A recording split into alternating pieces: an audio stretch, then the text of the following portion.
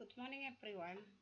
Hari ini kita akan belajar tentang pendidikan kewarganegaraan dengan saya, Miss Masta. Oke, kita akan masuk ke bab 1, nilai-nilai Pancasila dalam kerangka praktik penyelenggaraan negara. Adapun yang akan kita bahas saat ini antara lain A. Pengertian Pancasila, B. Nilai-nilai yang terkandung dalam Pancasila, C. Fungsi Pancasila bagi suatu negara, D. Sistem pembagian kekuasaan bagi suatu negara. Oke, sekarang kita akan bahas satu persatu ya. Kita mulai dari bagian A, pengertian Pancasila. Pancasila adalah 5 dasar negara yang mengatur tingkah laku manusia serta menjadi pedoman atau pandangan hidup bangsa. B. Nilai-nilai yang terkandung dalam Pancasila.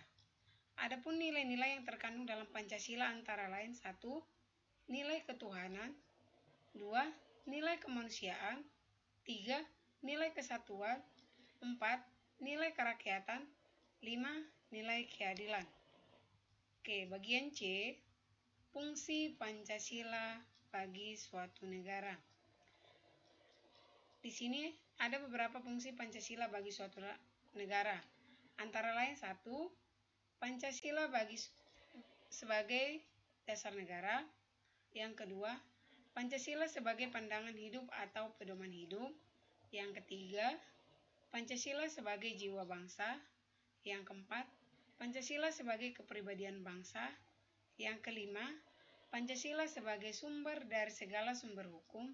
Yang keenam, Pancasila sebagai cita-cita bangsa. Yang ketujuh, Pancasila sebagai moral pembangunan. Yang kedelapan, Pancasila sebagai ideologi bangsa. Dan yang terakhir, Pancasila sebagai perjanjian luhur. Oke, kita masuk ke bagian D, sistem pembagian kekuasaan bagi suatu negara. Yang pertama, macam-macam kekuasaan negara. Menurut John Locke, kekuasaan negara dapat dibagi menjadi 3 kekuasaan, yaitu A. Kekuasaan legislatif, yaitu kekuasaan untuk membuat atau membentuk undang-undang. B. Kekuasaan eksekutif, yaitu kekuasaan untuk melaksanakan undang-undang, termasuk kekuasaan untuk mengadili setiap pelanggaran terhadap undang-undang. C. Kekuasaan federatif, yaitu kekuasaan untuk melaksanakan hubungan luar negeri. Sedangkan menurut Montesquieu, ada beberapa kekuasaan negara. A. Kekuasaan legislatif, yaitu kekuasaan untuk membuat atau membentuk undang-undang. B. Kekuasaan eksekutif, yaitu kekuasaan untuk melaksanakan undang-undang. Dan C. Kekuasaan yudikatif, yaitu kekuasaan untuk mempertahankan undang-undang, termasuk kekuasaan untuk mengadili setiap pelanggaran terhadap undang-undang. Yang kedua, konsep pembagian kekuasaan. A. Pembagian kekuasaan secara horizontal. Pembagian kekuasaan itu ada 2 ya.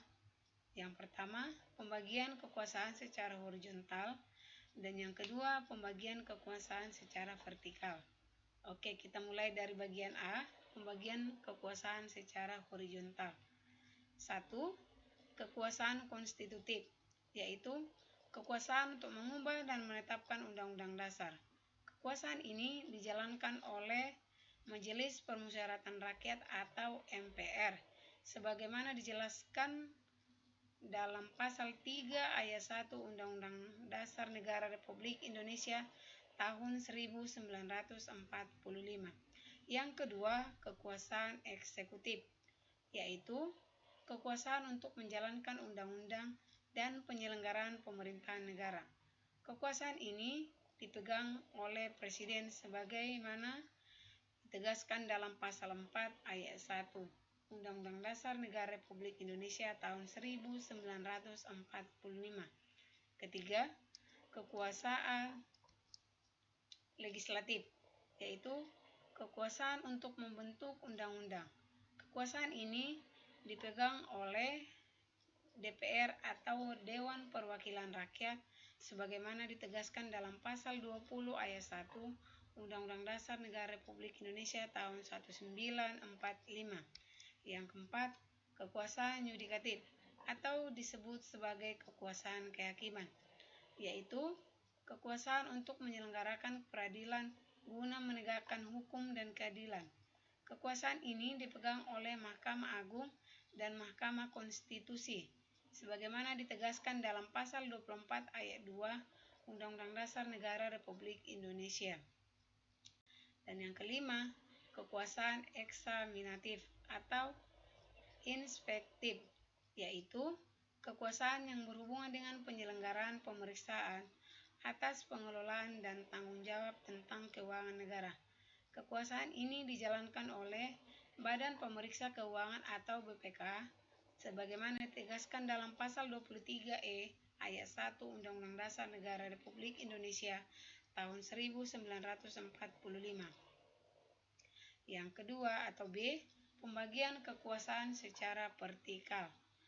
Pembagian kekuasaan secara vertikal merupakan pembagian kekuasaan menurut tingkatnya, yaitu pembagian kekuasaan antara beberapa tingkatan pemerintahan. Pembagian kekuasaan secara vertikal muncul sebagai konsekuensi dari diterapkannya asas desentralisasi di Negara Kesatuan Republik Indonesia. Dengan asas tersebut, pemerintah pusat menyerahkan wewenang pemerintahan kepada pemerintah daerah otonom atau provinsi dan kabupaten atau kota untuk mengurus dan mengatur sendiri urusan pemerintahan di daerahnya, kecuali urusan pemerintahan yang menjadi kewenangan pemerintah pusat, yaitu kewenangan yang berkaitan dengan politik luar negeri, pertahanan, keamanan, justisi, agama, moneter, dan fiskal. Hal tersebut ditegaskan dalam Pasal 18 Ayat 5 Undang-Undang Dasar Negara Republik Indonesia tahun 1945. Oke, sekian pembelajaran kita hari ini. Terima kasih.